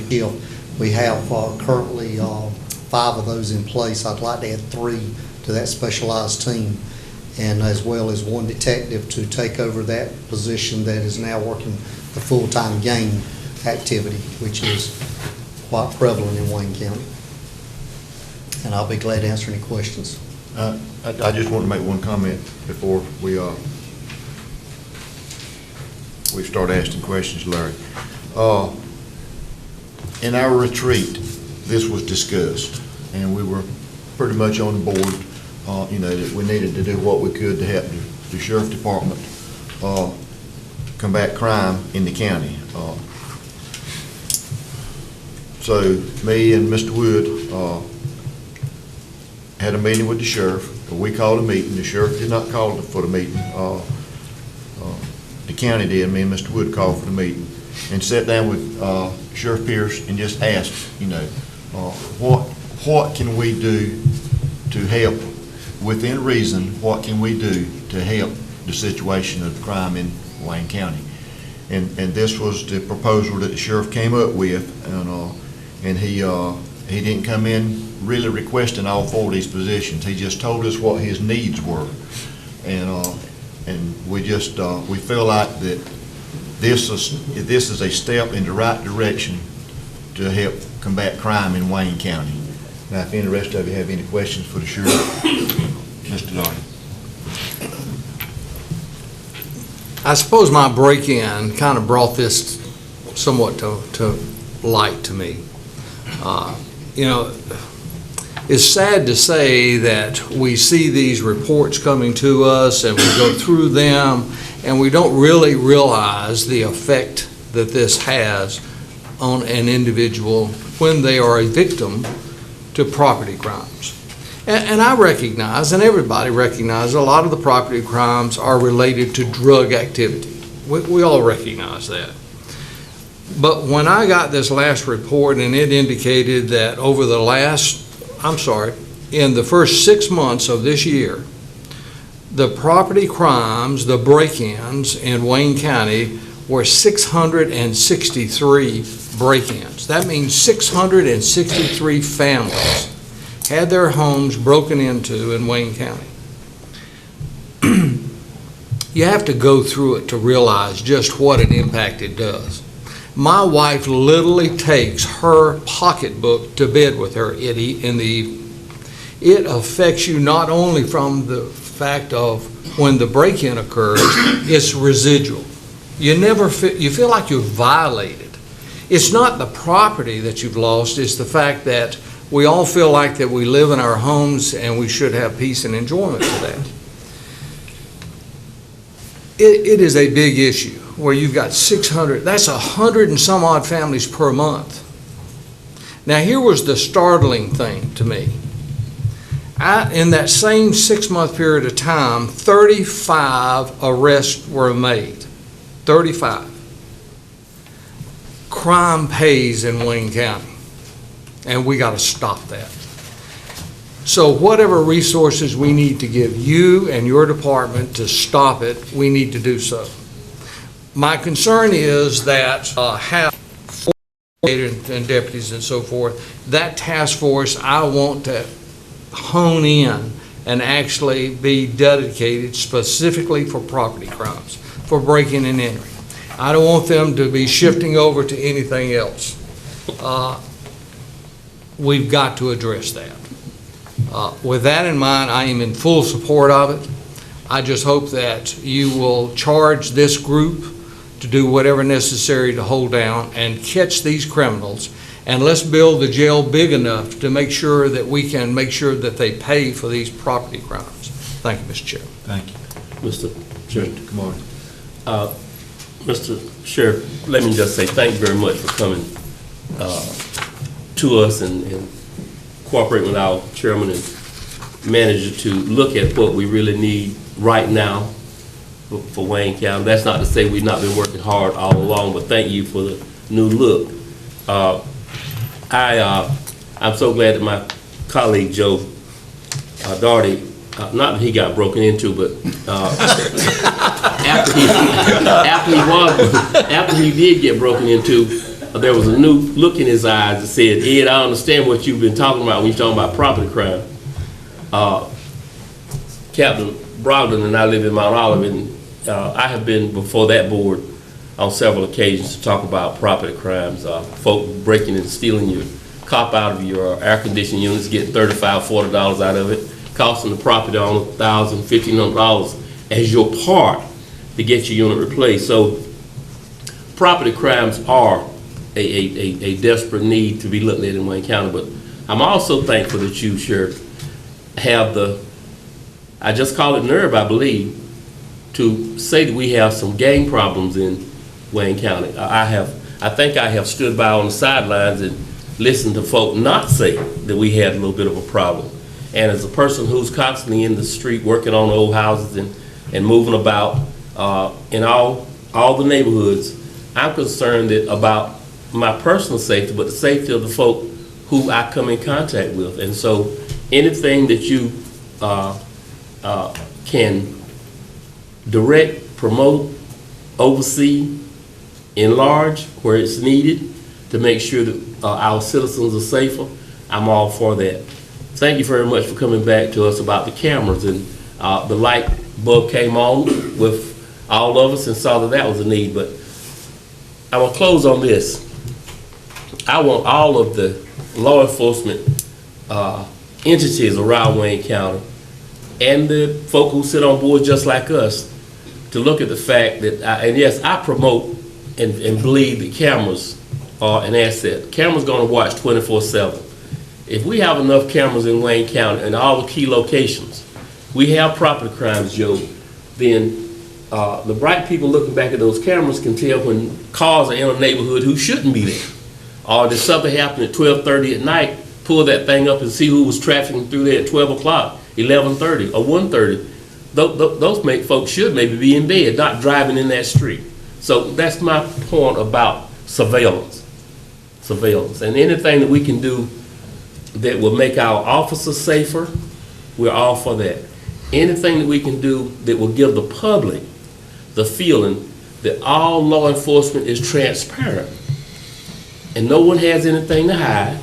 If we're doing right, we don't have anything to hide. So on both sides of that issue, I want the public to be satisfied that they're getting a fair look at, but I want our officers to be safe because they need to be able to return home to their families just like all of us want to return home. So that's my speech and my comment. Thank you, Mr. Ed. Mr. Gurley, I think you've got a Yeah, Mr. motion. Chairman, I'd like to move to authorize Sheriff Larry Pierce to hire a detective to replace a detective working with local, state, and federal officials, and to hire a second ace shift to include a corporal and 2 deputy sheriffs. I have a motion on the floor. Is there any other discussion? Any other commissioners have any comments? May I make a comment for you? Yes, sir. I just want to be sure that the next report you get may not show any difference. I don't want to see that report. Property crimes, they are just like this, they are intertwined. And until we can stop the need for cash, we're going to continue to have the property crimes, which is the hardest crime I think any investigator or administrator will tell you to solve is a property crime, because of the fluidity we have where it moves, the property, once it happens. If you have a crime involving a person, most time you have a witness. Most property crimes we do not. But I promise you, we will attack it aggressively. Thank you. Any other comments from After Mr. we Bell? complete the motion, I'm going to make a little brief comment. Okay. Have a motion on the floor. All in favor, show sign of right hand. Motion carries unanimous. Mr. Bell. I just want the general public to understand that in Wayne County, and this is an unofficial study, we have anywhere from 25 to 30,000 ex-offenders. So the numbers, Mr. Doherty, is horrendous. And now these people, the reason I'm bringing this up, because you got a bunch of people out there, and I work with them, and the sheriff knows where I'm coming from. These people can't find jobs, they can't go to work. Nobody on this board up here, including Mr. Doherty, is going to hire these ex-offenders to go to work to make a living. So that's a problem. So what do you do about that? Thank you, Mr. Bell. Anyone else? All right. Thank you. Go hire your people and put them to work. Thank you so much. I appreciate it. Yes, sir. Thank you. Number 6, Mr. Wood. I've got it. The next is the motion to approve the engineering contract with Stanford White. And as I said in the earlier meeting, you had authorized us to go out for RFQs on this. We did. The Facilities Committee had recommended that we take care of these issues. They're basically an emergency generator. That'll either be rooftop or ground option to exclusively provide backup power to the server room, which is sometimes called the data center. Segregate the server room power system from the rest of the building. Segregate and replace or upgrade the server room HVAC system. And part of this will be an evaluation of the IT department's request for 2 additional inline cooling units in the data center. Determine whether the building chiller units need to be upgraded or replaced, and determine whether the entire building HVAC system needs to be replaced/upgraded in addition to the chiller units in item number 2. So this will be a thorough review of what we've got in the courthouse annex area. The contract price is for $22,700. The most costly aspect is the data center portion, as you would imagine. This study will give us the information necessary to proceed on these electrical issues involving electrical reliability for what is really the guts of our IT operations. And Kendall's here if you've got any questions. We have met with Steve Cross and the IT folks. I got a detailed briefing from them on what they're wanting on the inline cooling system, and of course we'll put them in touch with the mechanical engineer early on. We've also asked him to do that portion first so we can get a determination on that, and then we'll take that back, Joe, to the Facilities Committee for recommendation on that. But this is a big step forward. I do want to say that all things being equal, we'd like to put the generator on the ground. I don't think any of us is totally comfortable with one on the roof. The issue around here is going to be finding a location for that, but we think we can do that. So with that, that's our recommendation to you. Mr. Chairman. Mr. Gurley. I'd like to move to accept recommendation, Mr. Wood, on the engineering contract with Stanford White on the courthouse annex. Have a motion on the floor. Any other discussion? No other discussion. All in favor, show sign of right hand. Motion carries unanimously. Number 7, Mr. Wood, and Mr. Powers. I'm sorry, what? Item number 7. Oh, yes, number 7 is a motion on financing the mobile and portable radios. Y'all want to give a briefing on who all is involved with that? While Mel is coming up to go over who's involved in it, just wanted to refresh your memory. On the Harris radios, they gave us a 50% discount on the portables and the mobiles. Originally, it started out to be only one of those. Mel and Tommy were able to talk them into doing both. We have, as Mel's going to tell you about, 10 fire departments that are going to ride this contract with us. And so it'll be a big improvement for everyone. Originally, Harris was going to finance these at 2.5%. When we did the equipment lease purchase of about $1.7 million at the last meeting for some equipment there, the finance director approached us and said we really ought to look at trying to get the same rate on this. And so we did that. We contacted Davenport, and Davenport got with Whitney Bank, and they're prepared to hold their bid, but they need some indication from you today whether you're ready to go forward with that. And if you do, then we'll have all the documentation, including a resolution to you at the next meeting. So, Mel, with that, if you'll do a briefing on who's participating. All right. Good morning, gentlemen. So we did have, as Mr. Will was stating, we have 10 volunteer fire departments that have opted to participate in the Harris trade-in offer.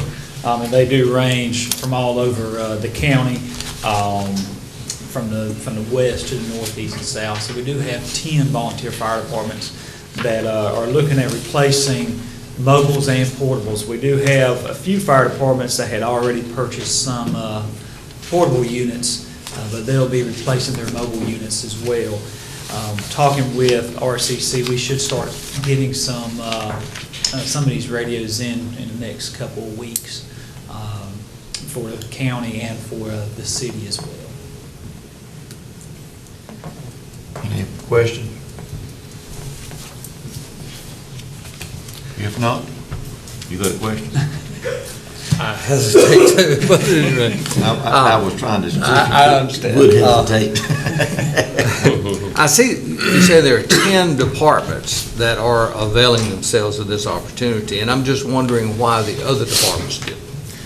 Some of the other fire departments had already purchased mobiles and portables. That was the majority of them had already purchased, and they were quite upset when they purchased about 4 or 5 months prior to us doing this. You do have 1 or 2 fire departments just doesn't feel like now's the time for them to replace their mobiles and portables. Okay, thank you, Mr. Chairman. Okay. Anyone else?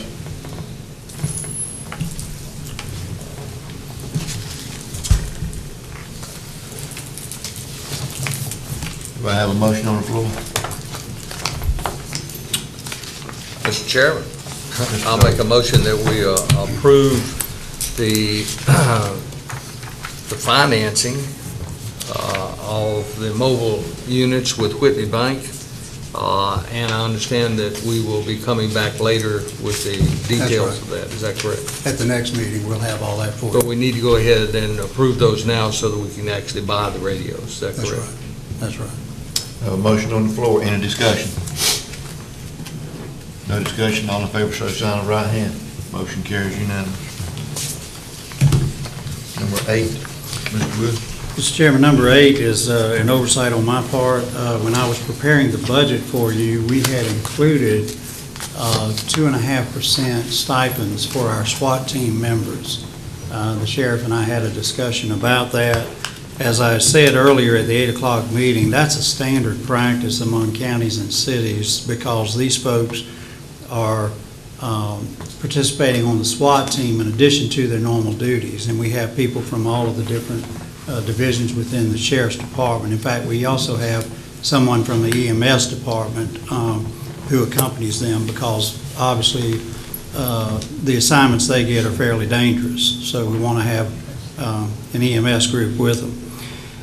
The recommendation was for 2.5%. I've included that in the budget, so there's no additional money needed. My oversight was that I thought I had put an explanation in the notes under the Sheriff's Department for expenditures to say that I was recommending the 2.5% stipends for these members. But in going back and looking at it as we went to implement it, I found that I had not done that. And so I wanted to bring that to your attention because I don't believe in sliding things into the budget you don't know about. And so what I'm asking for is your approval to award these stipends to any member of the SWAT team under rules established by the sheriff. I believe you have a waiting period, Larry, if I remember right. That's correct. We had talked about this last year, but because I didn't know, I was a new sheriff then, I didn't know what all the requirements were. I didn't want to come before you with something I couldn't back up, but they have to wait a year. They have to actually be in training for a year before they get the stipend to make sure they get through all their training before they're actually put on for this raise. And then they're required to maintain a certain level of proficiency. They have to actually try out for this team, and then they have to stay to that proficiency to stay on. And there are 15 members, but I think only it's either 12 or 13 will be included in this year's budget because a couple of them haven't been on for 12 months. And again, as I said earlier, is if someone decides to get off the team or if they decide to remove someone, then the stipend comes back off. It's only awarded to people who are actually active members of the team.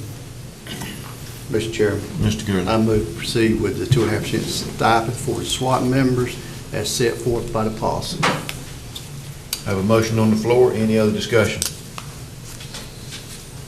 No other discussion. All in favor show sign of right hand. Motion carries unanimously. Thank you. Mr. Chairman, Yes, sir. what are we supposed to do for the next 17 minutes? We'll find something to do. We moved too fast. Mr. Wood, we're going to give you an extra minute or two. Oh, good. Well, in the interest of time, I was going to say I have no comments. Okay, all right. So you have no comment? No, sir. All right, we're going to go into the Commissioners' Committee reports and comments. Mr. Bale. I don't have a report, but I would like to continue my comment. You know, a lot of people doesn't understand that in the state of North Carolina, we have about pretty close to 50,000 people under supervision as I speak. These are people either in prison or on probation and parole. Every community, as I stated about Wayne County, has the same problem. All these offenders and ex-offenders that are floating out there that really, as Mr. Doherty said, make their living on stealing. And one of the reasons, I'm not justifying them, because last month, the group that I work with, we put 600 people back in prison in 1 month. So there are a lot of people out there doing the job, but you cannot, you know, if the sheriff had 150 new people on this job, he wouldn't be able to keep up with the 25,000 people that we got floating around here in Wayne County, trying to, you know, make sure that he arrests all the ones that are doing crime. But, and the reason I keep mentioning this, and I've been doing this for a number of years now, somewhere in the near future, people are going to have to take a look at what you're going to do with your ex-offender population. You got mental patients out there. A lot of these people are mentally ill that are committing these crimes, you know what I mean? I had a guy the other day that before we could do his probable cause hearing, we had to get the prison people to come in the room where we were and stand by. That guy was so flaked out with whatever was wrong with him. So there's a lot of problem that the average person just don't know about. You know, they think that, you know, you lock them up and throw away the key. But once you lock them up and throw away the key, somebody got to pay for that. And most likely it's going to be the counties. So we need to come up with some kind of plan. I don't know what it is. I wish I could make a statement to the county manager as to what need to be done, but I don't know. Well, I just know they're out there, and you're not going to be able to stop those people that's not working from committing crimes. Mr. Chairman. Mr. Kamara. If Mr. Bell's finished, I want to piggyback on his comment If you don't mind me going now, I'll get out of the way. Keep brief. Right. Just told me to keep breathing. They took 5 seconds off us. There's a problem that Mr. Bell spoke of that has only one solution, and that's jobs. Jobs. I'm not telling you that every person who's out there doing some crime right now will take a job, but if there are no jobs available for the category of folk who are committing crime, stealing, breaking in your houses, they're gonna get dollars from someplace. So for there to be jobs, a person has to have some training. And one of the things that I've advocated for years is for our community college systems, starting with our school system, but with our community college system, that they're put in place to deal with that age group over 18 to 25. Those fellows are standing on the street corner with no jobs, no skills. First, you got to have some skills. Doing something, welding, plumbing, auto mechanics, carpenter helpers, something. And so we have got to work on skill training for that age group, and then an initiative to get jobs in. In 1968, I was a much younger man than I am now, but I did not have a skill. I came back from Philadelphia to Fayetteville, and I went to the employment office looking for a job, and they said, I think we have something for you. It was the Manpower Development Training Act. And what they did was, rather than take your unemployment check, you could take that same dollar and go to school. And that's what I did.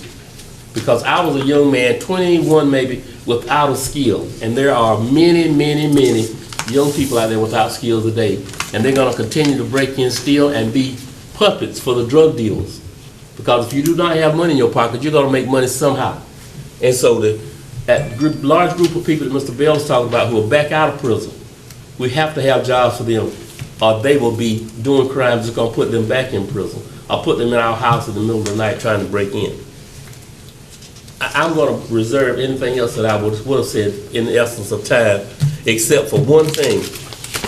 Last Thursday night, I was at Steele Memorial Library in Mount Olive, and to hear Dr. Kersetter talk about Mount Olive College. And I would just want to give a shout out to them. This is their brochure, and there's a lot of good things in here about the University of Mount Olive. I would just like for anyone who may not be aware of a lot of good work that's going on in Mount Olive to give that university a call, go down and see Dr. Kersetter, see his people, and let them share what's happening in Mount Olive and at the University of Mount Olive. Thank you, sir. Thank you, Mr. Clark. Mr. Payton. Is that brief? I'll give you the cliff notes, I really will, and I'll save most of mine for the next meeting. NCACC meeting convention we went to in Greenville. The most important thing that I thought I attended and learned was about the avian flu crisis that is impacting our poultry population across this nation. They come from the wild birds, ducks, geese, flying for the Atlantic flyway, and it's huge. And because we got 34 billion birds in the U.S. and in our poultry operations, 100,000 people employed, talking about jobs, 848 million turkeys in North Carolina alone. When this flu hits these houses, every bird in that house must be euthanized. It shuts down that operation for a minimum of 120 days. And we've had some infections in North Carolina. It hit Iowa and Minnesota first, and theirs has been huge. And we already know that the birds are coming south again. And it can also be spread by air. So it could really impact our poultry operations across this country.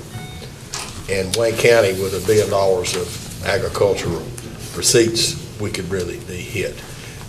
Talking about vaccination, it's like the vaccinations you get for the flu. It mutates every year, so you can't be sure you're going to get the right vaccination. But at NC State, they're working on it. And Marcia and I sat in there together. But the lady said when she finished, the doctor, I can't remember what her name was now, she said, did I scare you? I said, yes, you did. You really did. We had the caucus on Friday. You have a new district 3 director. Eric Rouse is taking my position, and he's from Lenore County. Saturday, we had the partnership award luncheon, and I hate that Kevin couldn't be there because he's the one that wrote the award nomination points that Wayne County received from the NC Cooperative Extension Program. And a shout out to Kevin for doing that. But we were there in your place, Kevin. And that's all for now. I'll save the rest of mine for the next meeting. Thanks, sir. Thank you, Mr. Pate. Mr. Gurley. Quick update on Jetport. The ditch permitting project is about 75% complete, and we're waiting on the 404 permit from the Army Corps of Engineers for the blue lines on the south end of the Jetport, and I'll credit Tommy Burns and Kendall Lee for working diligently on this project. And the new fuel fender will be in place hopefully October 1st. And Tommy is also working with a potential tenant for the maintenance hangar, and hope to have this in place very near future. And this maintenance hangar is an important and necessary discipline to support of the airport. Thank you. Mr. Mann. I'm going to save, I'm just going to pick out one that we've been talking about already this morning. At the annual conference in Greenville, I attended, being on the health board and the DSS board, I attended the mental health crisis intervention and prevention, specifically state efforts and local models. We know that mental illness is in a crisis situation, not only in Wayne County and across the state, but across our nation. Where do these people go? Well, we had a really good presentation from the Crisis Solutions of North Carolina, which is part of the State Department of Human and Health Services. This initiative is started by Governor McCrory, and what this does, it brings people in North Carolina together to find better ways to help people in a mental health or substance abuse crisis. The Crisis Solution Coalition is working to decrease the use of emergency departments. You know, our emergency rooms are being actually abused to a certain degree by mental health because mental health patients have no place to go. We need to increase the use of other services to help individually quickly resolve their crisis and get back to their homes, families, and friends. We need to find alternatives, and this is what the Crisis Solution Center of North Carolina is doing. And the key is that where do you go? For example, if you have a case where, in this particular case, Justin, who is 21 years old, is enrolled in his third year at university. Justin had some problems with depression, which impacted his school performance, his self-esteem, friendship, and since he was in the 9th grade. He was hospitalized briefly and took some medicine for a couple of years. But for the past few years, he has been free of symptoms. He works hard in school, has a few close friends, and although he drinks beer once in a while, he is not known as a party guy. Recently, he had begun missing morning classes. He is letting his hygiene decline, not eating properly, and begins drinking earlier every day. He told his roommate that life is just not worth living. He refuses to seek help at the Student Counseling Center. His roommate is concerned and calls Justin's parents. His roommate, they arrive in the early evening to find him intoxicated, and Justin tells his parents that he is worthless and wants to die. They need to take him somewhere for an assessment. In many North Carolina communities, the only place for Justin and his parents to go is a local emergency department. Unfortunately, if Justin needs inpatient hospitalization, he might wait at the emergency room for hours, perhaps even days, waiting for a bed to become available to begin treatment for depression. The available bed will most likely be a number of hours away, and Justin's transportation to that facility would be in the back of a sheriff's car. Connecting to services after the hospital stay will be made difficult since the hospital is not near the outpatient care offered in Justin's school or home community. And finally, if Justin's symptoms had been more public, he may well have come to the attention of police, perhaps in the form of behavior that could get him charged with a misdemeanor, public intoxication, or walking in traffic, or trespassing, for instance. So Justin, like many other mental illnesses, might end up in a jail instead of a treatment setting. Real quick, the Crisis Solution Initiative is training people in the Sheriff's Department and Police Departments to deal with mental illnesses. Also, there's in the process of a assessment van being allotted to each county on a roving basis, that they can be called if we have someone that we think has a mental illness. They will come in and do an assessment to help us get the help that's needed. So, long story short, there are things being done. And we know that some of these shootings that we've seen nationally over the last few months may have been connected to mental illness, and it is a crisis situation in our country. Thank you, Mr. Chairman. Thank you. Mr. Darty. I do want to do a shout out and remind everyone on September the 11th at Lane Tree Golf Course, there is the first responders appreciation banquet and auction. The proceeds of that is actually going to the Sheriff Carrie A. Winder's Scholarship Fund. Hopefully this is going to be an annual event, and I urge people to support and attempt to attend that. The other thing I do want to point out, and that is the GWTA board did recently, last week, visit the new Transportation Transfer Center. It is about ready to be opened. We're going to be having a ribbon cutting shortly. That facility was designed to actually be a hub for transportation services here in Wayne County. It's actually designed, and hopefully we can implement, where if you are wanting to go on Amtrak or on a bus, that is a place to actually go to actually get your tickets and go either whether Greyhound or Trailways or actually on Amway. Currently, that service is going to be provided by a bus service, I think twice a day, from the transfer station into Wilson to the to the train station there. Anyway, that's all I've got, Mr. Chairman. Thank you, Mr. Darty. I would like, Mr. Darty just mentioned the first annual golf tournament scholarship program for Sheriff Winters. And like he said, the banquet will be on the 11th, and the golf match will be on the tournament will be on the 16th. They are looking, they do have tickets for sale for the banquet, and they're also looking sponsors. And you can, I would think someone in the Sheriff's Department probably has some of that information, or if not, contact the County Manager's office and we'll put you in touch with the right people. But this is a very worthwhile cause, and this is, the scholarship program will be for first responders, and that does not just include law enforcement. The first responders are EMS, fire, police, sheriff. It's all of them, but I think it's a very worthy cause. One more item right quick. On the 19th, Mr. Wood and myself met with city officials, city manager, and one of their council members. Also, the Board of Education had a represented, and Dr. Dunsmore, and also Colonel Slocum and some of his staff from Seymour Johnson, to just address some concerns and things that we need to talk about for the school system. Very productive meeting. I think we're going to see good things out of it. This meeting needed to have happened probably sooner than later, but we're in the process of planning another meeting. We probably heard some things that we really didn't want to hear, but that's the way you solve problems.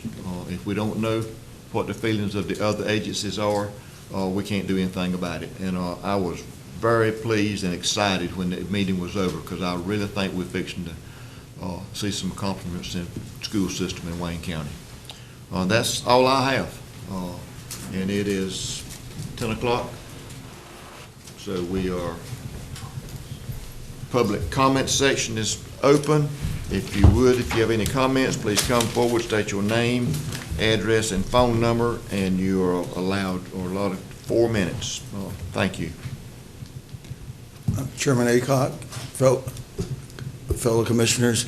My name is William Samuel McAlilly. I live in Green Meadows. I don't own a phone. My cell phones are not working for a long time. But I have many comments. I was at a prior meeting speaking on watch, and I want to compliment you for allowing them $100,000, but I also want to scold you for taking away $100,000. Who are you planning to exclude? You should have given them a year's notice, and maybe they could have come up with a way to finance themselves. But I'm not here for that. I just happen to be here. I attempted to go to the Goldsboro Police Department. I know they're not under your authority. I was met by 5 officers, SWAT team members among them, who prevented me from entering the building. I was dressed in tight clothing that had no chance of me having anything, and the 5 of them could have patted me down, and they would not let me see the intake sergeant or the Crime Stopper sergeant. I am a stranger in a strange land. I've been here 10 years, as Mr. Pate can sort of testify to. I've been in his office. I came because my cousin, my distant cousin, was the predecessor to Mr. Pate, Major James Wallace. But this is not my country. I am a lawyer with no country. You have the flag there. Let us start using it as was meant to be. You don't stop a citizen from going into a police department in this country. You don't have a SWAT officer, after it's all done, say to me, "No justice, no peace." You don't have another officer take my picture when I attempt to report something that I was concerned at. I knew that once the grand jury was done in Ferguson, there would be riots in various cities, and I became the evil person, and she took my picture and would not give it back, put it in trash and said, "It's gone." No, it's not. Hillary Clinton's may be gone, but trash is not gone.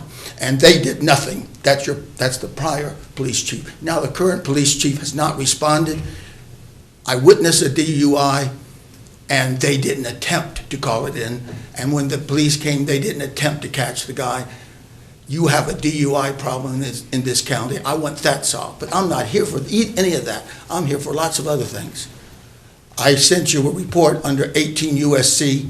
4 that requires he who knows of a felony report it to a judge or other civil or military authority. I have reported it by mere accident at Belch to Judge Arnold Jones, but he walked away from me and said not a word, and he gave me no idea if he was going to do anything about it.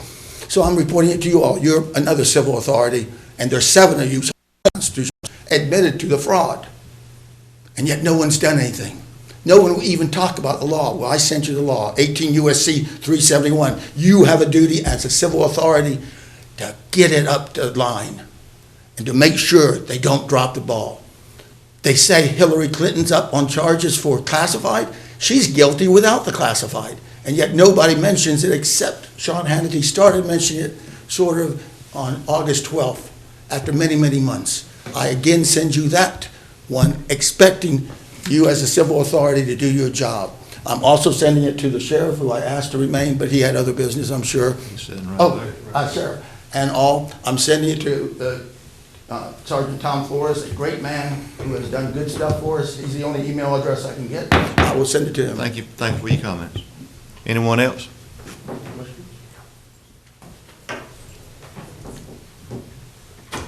Good morning. Good morning. My name is Fred Falble. I live in North Creek Subdivision on Chancery Drive. Phone number is 919-731-2113. We've lived at this address for going on 10 years. I want to speak for myself and on behalf of all the residents in our subdivision. The subject is not a new one for you, as others have spoken before me. It's the streets and street maintenance, or lack thereof. Our streets are riddled with potholes, some so large they're downright dangerous. In addition to the potholes, in many areas, streets are like a washboard. I've lived in some areas where speed bumps, or calming devices, as they're sometimes called, are necessary to control aggressive driving. Not necessary in North Creek. Potholes do the trick here. It's important to note not all the wear and tear comes from North Creek residents' use. School buses take a heavy toll on streets, especially at intersections where they have to turn. As well, drivers west of North Creek area cut through the neighborhood to avoid the backup at Buck Swamp and Salem Church Road. I'm a military veteran, having served my 6-year obligation, although I'm not what is known as retired military. My working career of 44 years was in the private sector, all with the same company. Now, although I've worked with the same company for a rather long time, I've had the good fortune or misfortune, however one chooses to characterize it, to move and live in various cities.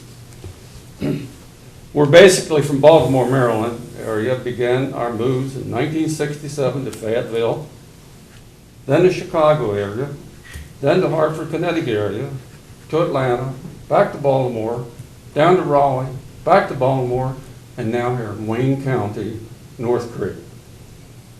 In all the areas we've lived, never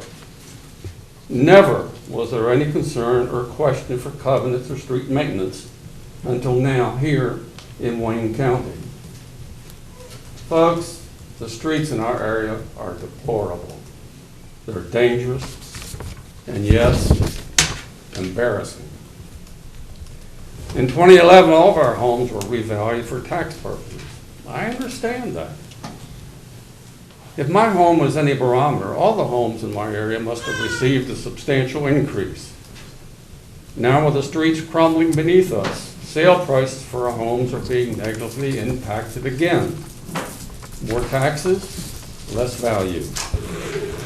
In the almost 10 years we've lived here in Wayne County, I've heard all kinds of stories regarding the streets. In a conversation with the developer's representative, I was assured the streets were constructed to specifications, and maybe they were. I'm not a roads engineer, but if they were constructed to specifications, then I would submit to you we have a flimsy specification. I, on another occasion, had an opportunity to speak with the developer recently, who assured me the streets were properly constructed, but Wayne County refused to take over maintenance. Another story is that Wayne County would not accept maintenance because of such things as brick mailboxes, driveway abutments, and the like. If that's the case, are permits not required? And if they are required, how did they get approved in the first place? You know what? There is an answer to this issue. The residents of North Creek deserve better, much better. Currently, the maintenance department serving the North Creek subdivision consists of numerous hard-working, concerned residents with a bucket of water, a few sacks of sackcrete, and a bag of cold patch purchased at Lowe's. Thank you, sir. You're welcome. And I thank you for allowing me to speak, and I thank you for listening, and I further and most importantly would thank you for fixing this problem. I would like to clarify one thing, though. You said that the county did not accept the streets. No, that's not the county. It's the North Carolina Department of Transportation that has to accept the streets. The county, we really don't have a whole lot of control over the DOT.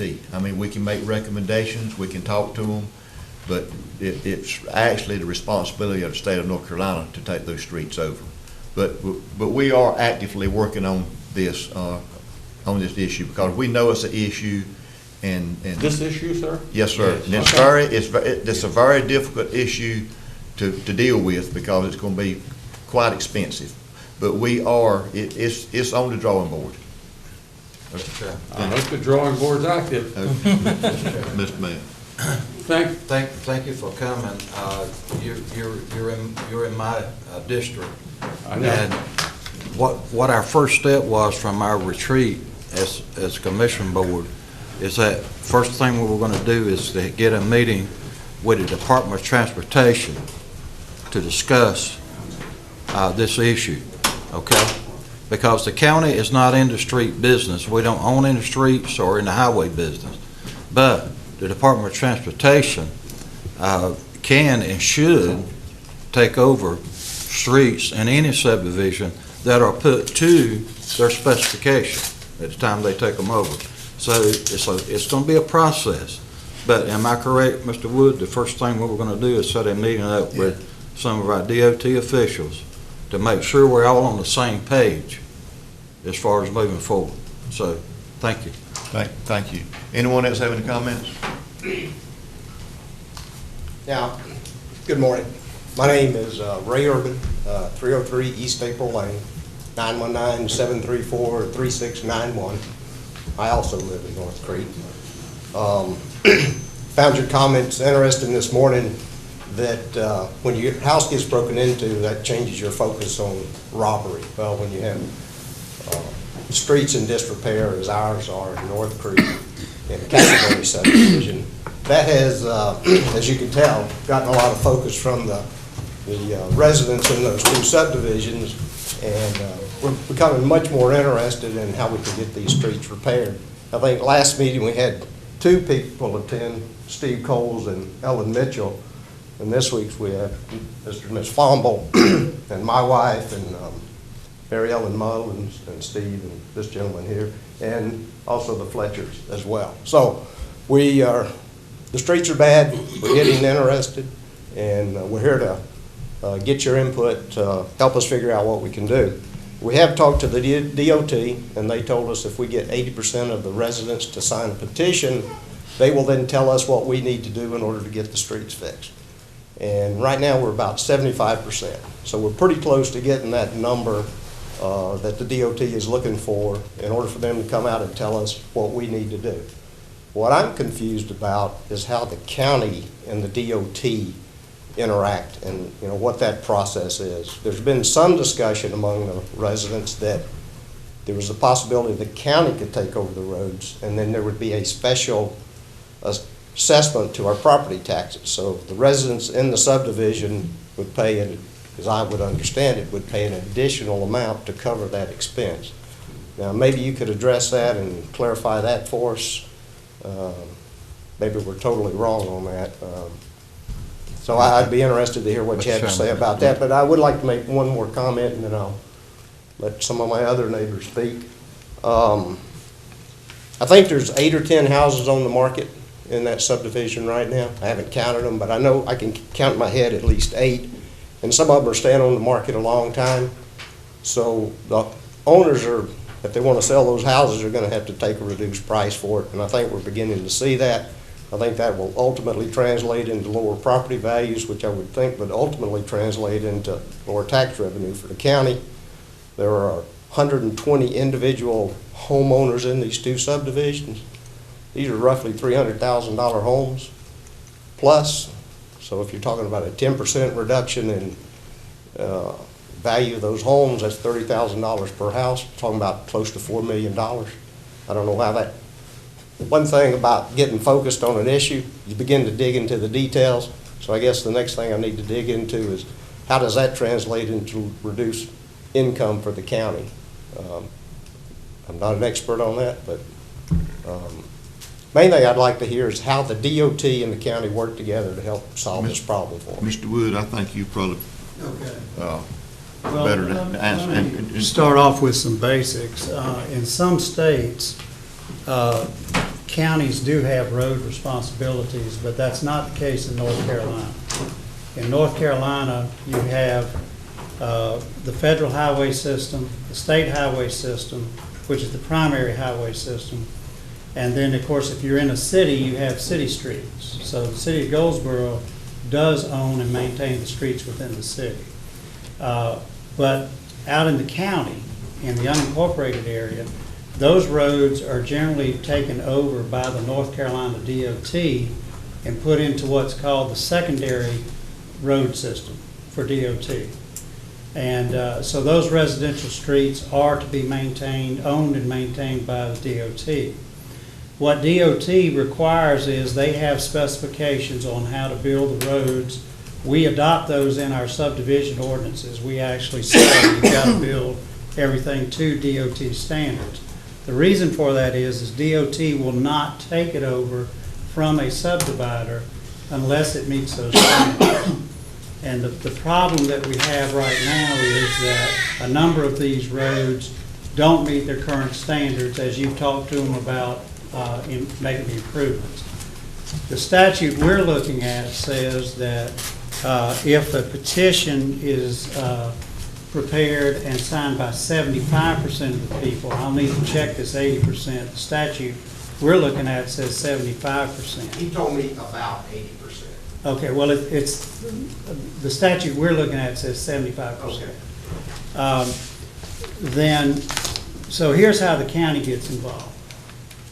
What that statute says is that the county can get with the DOT, and that's what we plan on doing, and determine what needs to be done, which is what you were talking to him about.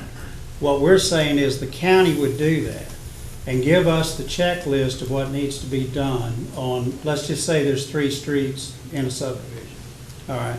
And let's say, for sake of argument, there's 100 households in that neighborhood.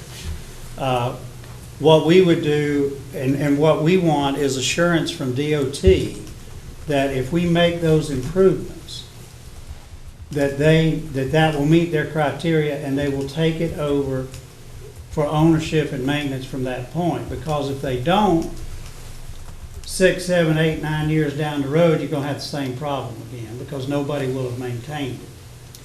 So what we're saying is we want to sit down with them and get agreement from them that if we follow your checklist of everything that needs to be fixed, that you will in fact take it over and put it into the secondary highway system. This DOT will then own it, and then they're responsible for maintaining it. Now, the advantage to y'all is that we would issue special assessments, and that's what you were talking about previously, is that allows us to bill you and spread the cost over 10 years. So you wouldn't have to come up with the cost all at one time. It would be over a 10-year period. And a special assessment is a property tax, which is in addition to the regular property tax. So for instance, if there were 100 people in the neighborhood, they would share that cost. Now there's different methods of sharing that cost. Some are by lot, some are by front footage, some's a combination of that. Because it's not fair, you know, somebody may have a very large lot, somebody may have a very small lot. So, but there are methods in the state law to determine that. And that would be the decision of the board how to do that. What percent of the residents need to sign a petition? 75%. But that was to get the DOT to state what needs to be done. No. I thought it was a different number. No, what we want to do is we want them to agree with us that they will give us the checklist, just like they would do a developer, and say, you got to make these improvements on these 3 streets. Tell us specifically what needs to be done. Then we've got to get somebody, a contractor, to go out and do that. And it may take engineering. It depends on the condition of the road. So we would do the engineering, we would do a contract, we would bid it out.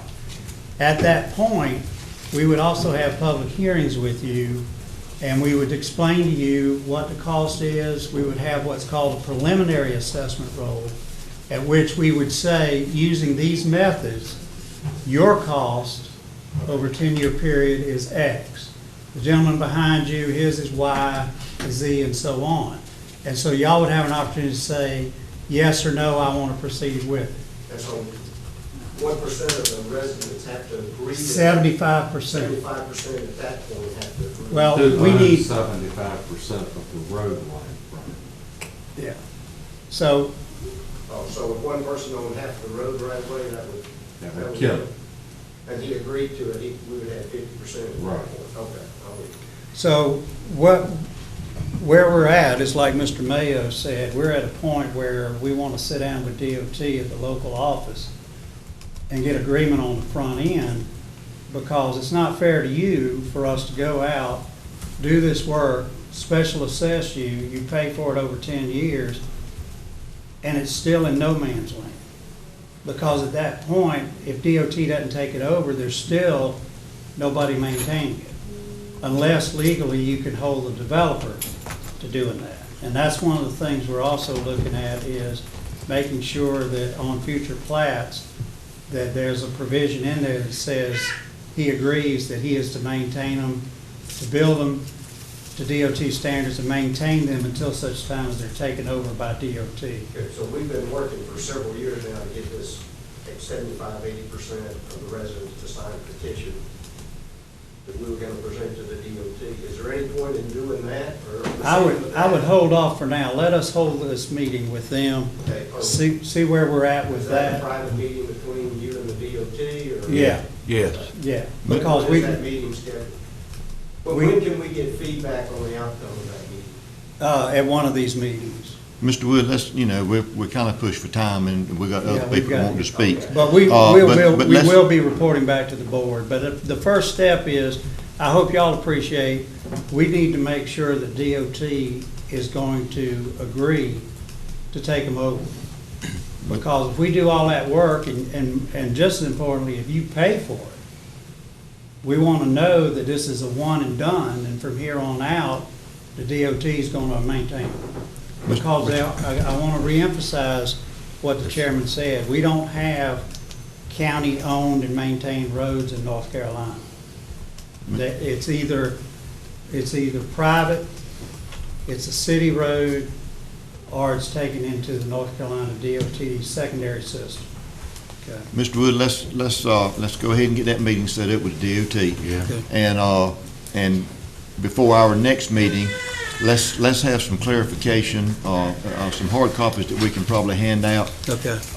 With the general statutes on it. Right. And the explanation on what the process is. Right. Because, we have different people coming up, and we kind of repeat the same thing at each meeting. Let's Right. have a hard copy that we can hand out to them, so they'll know exactly what is expected out of them, what's expected out of the county, and what's expected out of DOT.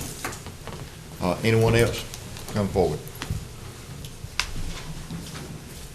Chairman, good morning. My name Good is morning. James Lane. I'm a resident of 107 Londonderry Drive, Goldsboro, North Carolina, 27530. Phone number is 919-750-5304. So I'll do my best to not rehash everything that you've already heard, but I'm also a resident of a adjacent subdivision, a Lane Tree subdivision right beside North Creek. Been a resident there for 5 years with my wife and our newborn daughter, Isabella, which you've heard a few times here. She's being pretty good.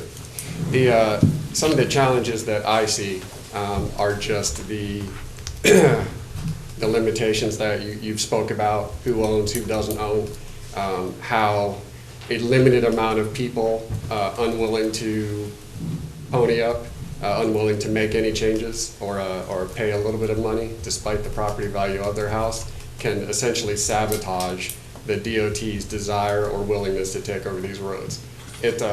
I'm not a doomsday prophet, but it feels like a bridge too far at certain points with the DOT. So I understand there's a process, which I'm not a specialist, I don't claim to be. I'll try to do more research. But I think we're looking at a certain point for the county to help the residents in that area with any creative solutions to fix this problem. So 5 years ago, we bought our house. House was about $350,000, nice house. Beautiful area, small potholes here, there, around. You could drive around them. Now I feel like I need a tank to get through some of the areas. I'm not exaggerating at all. Some of the potholes take up the entire roadway to the point where people are driving around the roadways, creating unsafe environments. I feel in certain areas kids are exposed to extreme risk based on the road conditions because people are trying to avoid driving their nice cars through these potholes and into person's lawn. People counteract that with trying to put cinder blocks up, stakes in the ground, because they want to protect the property values. Either way, the property values are declining, and it's not going to get any better. Additional issues, you have onesies and twosies where people are throwing some concrete on the ground, people are doing some, B-level work on fixing roads, which I feel creates actually more hazard when a road is fixed incorrectly versus correctly. So, I know what we pay in county taxes, and there's a lot of money there that's invested and a lot of revenues that the county receives from the property values and the homes in that area. And I think it's only a matter of time as the property values continue to decline, as people do not want to invest their money in that area, that's going to have an impact on this county. So that concludes my thoughts on that matter. Thank you. And what you're saying is correct. I mean, and the county's gonna get involved. The county is gonna have to be the pushing mode to get it done, and we realize that. And just for y'all's information, I have a stepson that his house is directly in front of the largest hole on that street. So, trust me, I hear it quite frequently. So the only thing I failed to mention is all the residents of my individual street in Londonderry couldn't be here, but they signed, recognizing that I would be here speaking for them. So that's Anyone good. else have anything to say, public I'm glad comment? to take that if you want.